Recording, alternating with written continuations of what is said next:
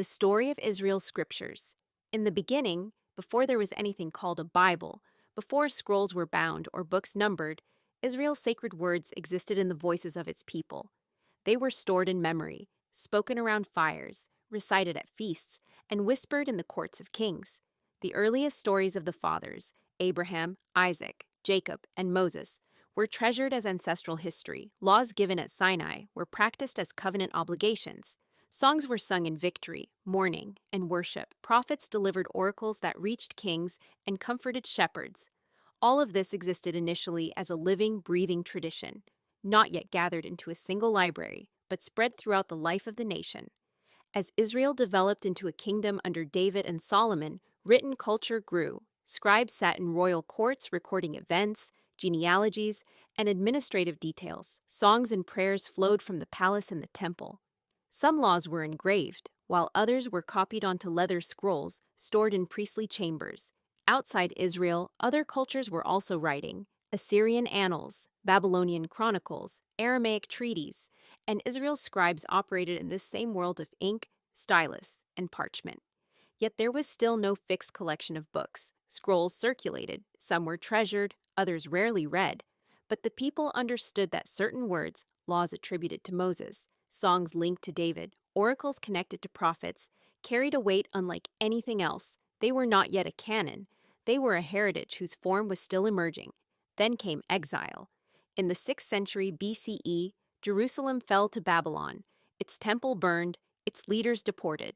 In the shock of displacement, the community clung more tightly than ever to the words that defined who they were. The old traditions were collected, edited, and arranged with renewed urgency. Priests and scribal families became guardians of memory. In Babylon, where foreign gods reigned and Israel felt small, the ancient covenant stories gained sharper clarity. A people without a land relied on a story that anchored them to their God. When the Persians conquered Babylon and permitted exiles to return, a crucial turning point occurred. The Torah, those 5 books attributed to Moses, gained unmatched authority. Ezra is described as reading the Torah publicly in Jerusalem, with the people standing, weeping, and reaffirming their commitment to its words. During this early Persian period, the Torah became more than just ancient tradition. It became the foundation of a renewed community. Its authority was not questioned, it was assumed.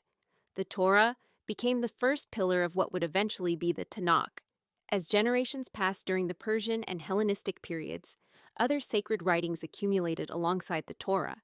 The prophets, containing the stories of Joshua, Judges, Samuel, and Kings, as well as collections of prophetic oracles from Isaiah, Jeremiah, Ezekiel, and the 12, were widely circulated.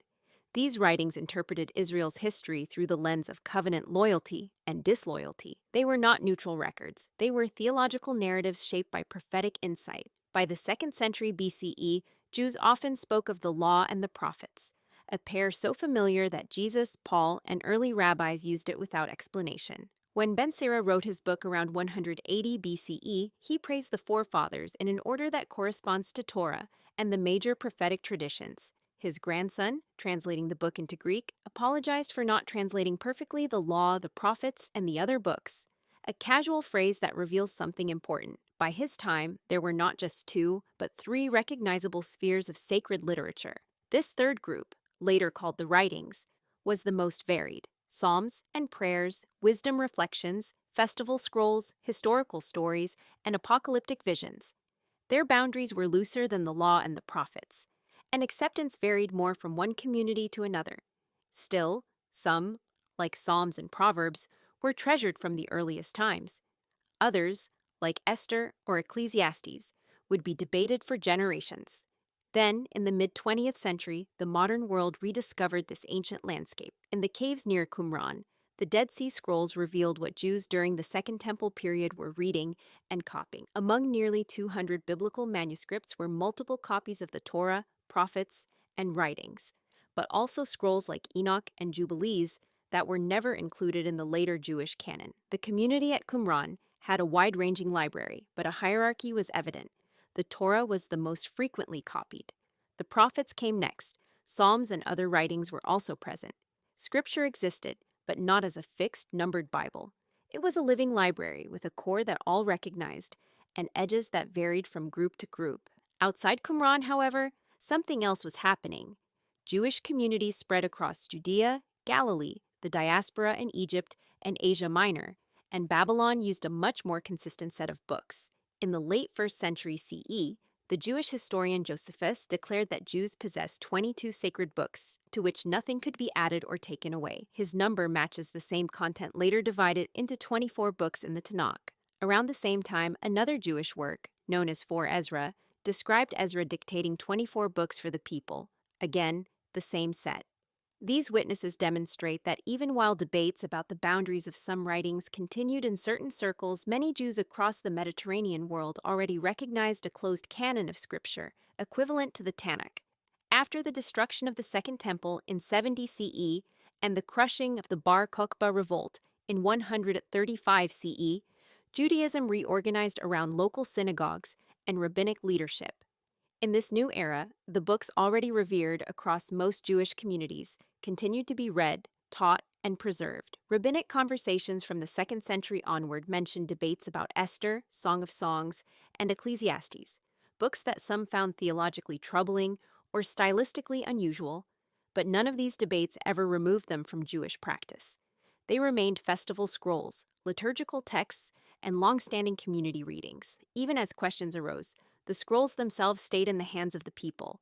Over time, acceptance was strengthened not by official decree, but through use.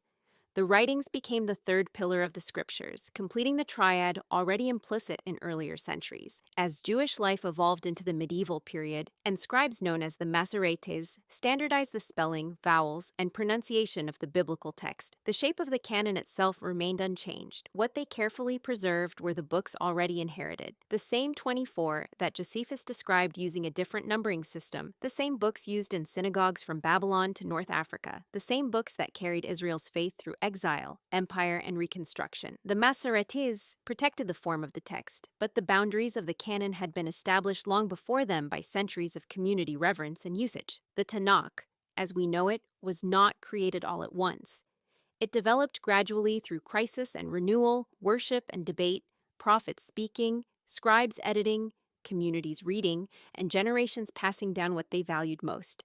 It transitioned from oral tradition to written form, from scattered scrolls to a structured collection, from regional differences to a widely accepted canon. The 24 books did not come together simultaneously or for identical reasons. Each followed its own unique path, some ancient, some recent, some prophetic, some poetic, some historical, some mysterious. But collectively, they formed a library that tells Israel's story and influenced its identity. By the time the medieval codices, the Aleppo and the Leningrad, were written, the Tanakh was no longer a developing collection. It was a treasured legacy. Its books had traveled through centuries of use, devotion, struggle, questioning, and reaffirmation. And what began as the scattered voices of ancestors around firesides became the scripture of a people, a scripture that, preserved through exile and dispersion, would become one of the foundational texts of world civilization.